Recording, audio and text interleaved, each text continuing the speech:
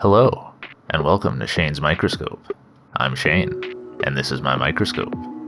Let's take a peek. Today I thought we'd have another look at that last sample from bird bath A, see if anything's changed in there. Under the microscope, looks like we've definitely got some opercularia, my favorite.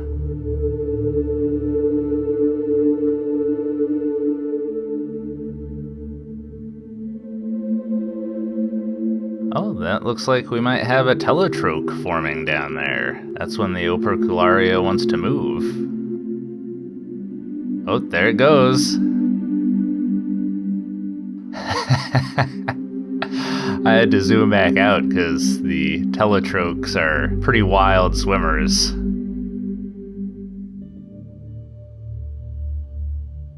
Oh, and it looks like we have an amoeba right here.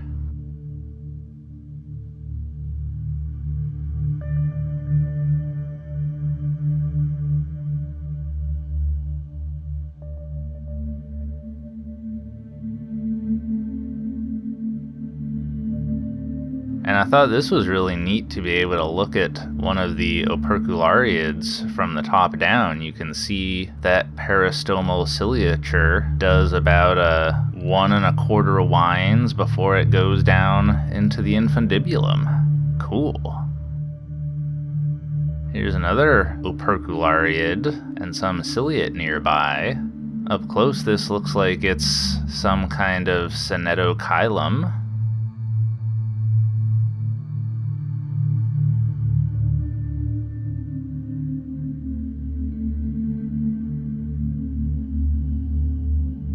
And of course, let's give that operculariid a moment in the limelight. And just above those was another amoeba. This is Heterolobosea.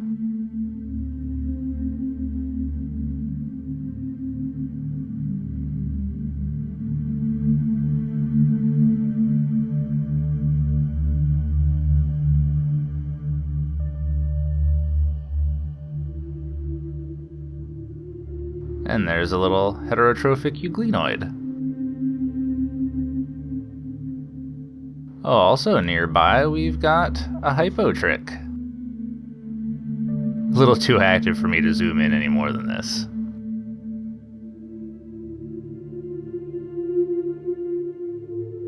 And look at this nice duet of rotifers.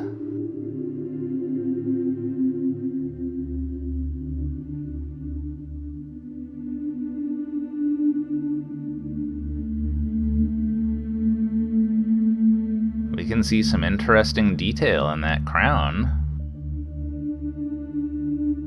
And those orange eyes tell us these are of the genus Phylodina. And look at that. We can see particulates swirling around through the gut, all the way from one end to the other. I don't know that I've ever noticed that before. That looks really interesting. It's like a bagless vacuum with cyclone cleaning action.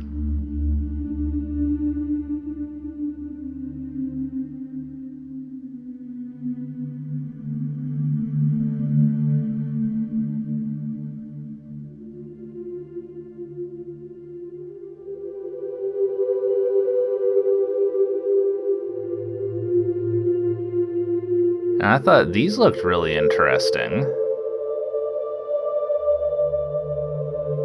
And when I zoomed in, I think these are just green algae, and maybe they've extruded some kind of sugary matrix around them that the bacteria is feeding on, because we can see that they have a sort of shell of bacteria wiggling around them. Interesting.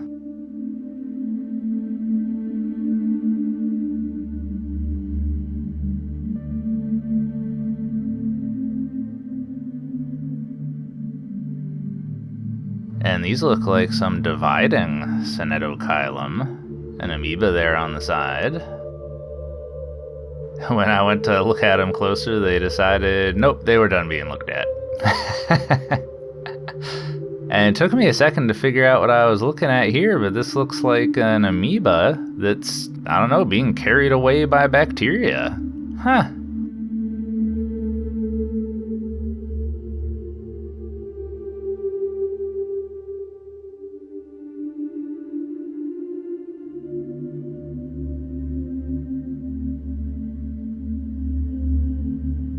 Here's some sort of interesting ciliate.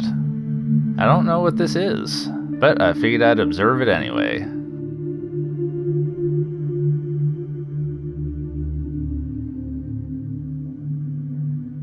It was pretty fast moving, but did manage to get a couple of good frames of it. There's one of them. Now, I've seen in plenty of previous samples these round cysts and not been entirely sure what they were, but if you look at that macronucleus in there, that looks suspiciously similar to the macronucleus in an operculariid. And then when I noticed one of these cysts that was on a stalk with some other operculariids, that was when it all came together for me that these are operculariid cysts, which are what they use to weather any unfavorable conditions. When I zoomed in, I got distracted by this interesting bacteria, large and filamentous.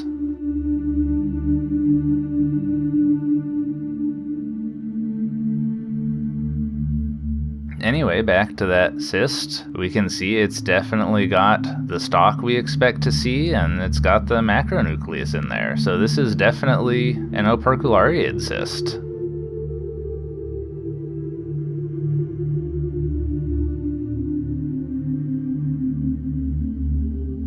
And these are the zooids nearby. Check out this food vacuole.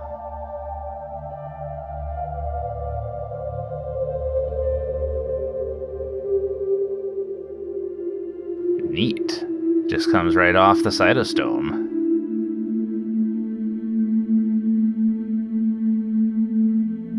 Here's another one of the cysts, sharing a stalk with an operculariid.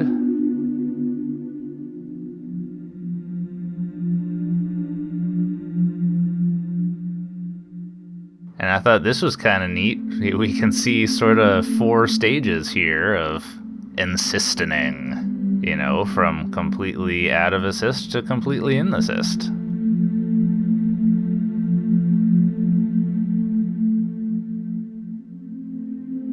Alright, well, I'm glad I had another look in here. Always exciting to see a telotroch and to finally solve the mystery of what those cysts were. Alright, well, I think we'll leave it there for the day. Thanks for having a look with me. Until next time, keep on peeking.